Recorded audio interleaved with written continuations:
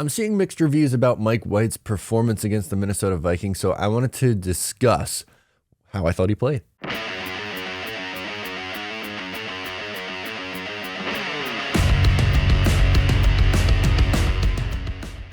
Hey, what's going on? I wanted to mention that you could follow me on social media at Matt O'Leary NY. Also, please make sure to check out the Just Jets podcast. New episodes drop every single Wednesday. Also, this video is brought to you by True Classic. The holidays are almost here. It's time to spread some t-shirt cheer. Thanks to our sponsors over at True Classic Tees. Fellas, we have the perfect gift for your wish list. True Classic Tees are a gift for you, for her, and a great present for any guy in your life. True Classic is on a mission to maximize men's confidence by making them look good. Trust me when I say this is a gift that the ladies will appreciate too. True Classic has already helped over 2 million men look great in their tees, and now you could save big while you do so. Get 25% off True Classic with my exclusive link, trueclassic.com/Matt25, and the discount doesn't stop there. You'll save even more through their site-wide sale. Support our show. Check them out. True Classic, promo code Matt25. Okay, so yesterday, unfortunately, the New York Jets lost to the Minnesota Vikings. It was a tough one. They lost 27-22. But after the game, there was what I would call weird discourse on Mike White. You have two very opposite ends of the spectrum, where you have people who are saying that Mike White was phenomenal, stellar. It was just an incredible effort against the Minnesota Vikings. And then you have other people who are ready to go back to Zach Wilson, or discrediting a lot of things that he did in the game, complaining about the number of checkdowns, and just that he wasn't very good overall. No touchdowns, 2 interceptions. They're citing the box score stats. I hate to be this guy, but I'm going to go full middleman Matt. I think the truth lies somewhere in between. I think both of those stances are a little bit, I don't know if premature is the right word, but I think too extreme is probably the better way. He went 31 of 57, which is 54.39%, 369 yards, 0 passing touchdowns, 2 interceptions, a 59.8 rating. And there was some things in this game that I thought he did really, really good.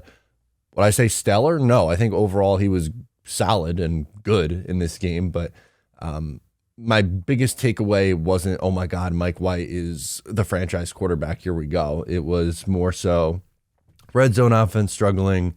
Garrett Wilson's an absolute star. Tough first half, but Mike White bounced back in the second half.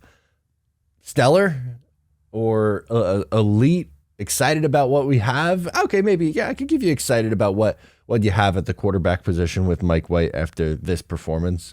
Again, good, quick decisions. He was getting the ball out pretty quickly. He had some big time throws into some tight windows, whether it was to Garrett Wilson or Corey Davis. A few of those stand out with some, big time tight window throws.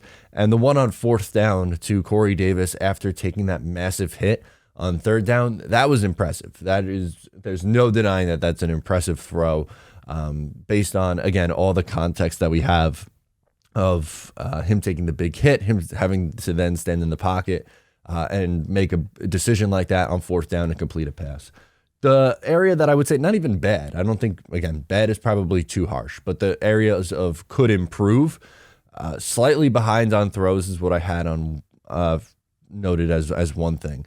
The Corey Davis interception, more on Corey Davis than it is Mike White, but the throw was back shoulder when it probably should have been in front of him a little bit. Hits his back shoulder, pops up in the air, is intercepted.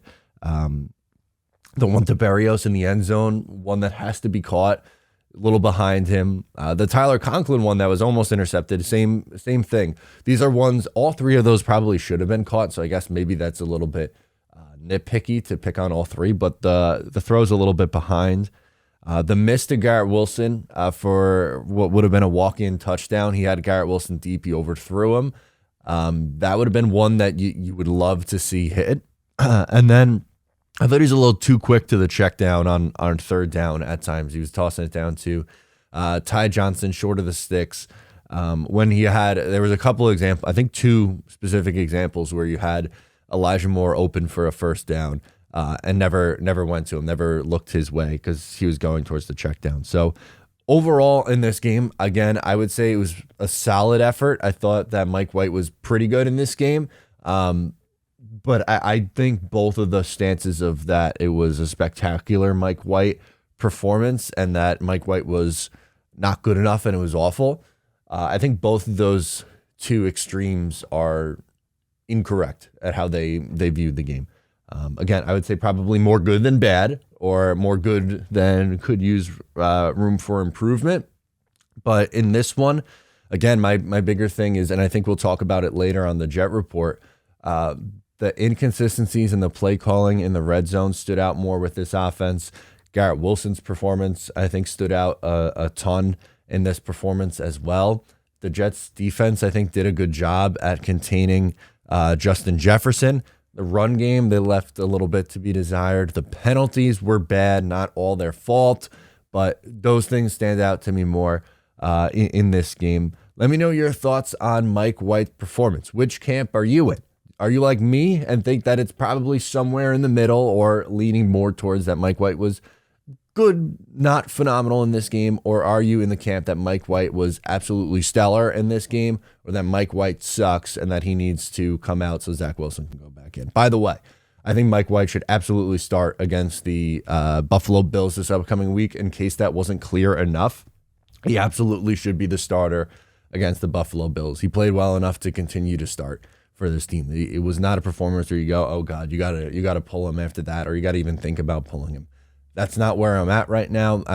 I think that would be silly or naive. In case that wasn't clear enough, wanted to make sure that y'all knew that it's not time to pull Mike White. I thought he was fine.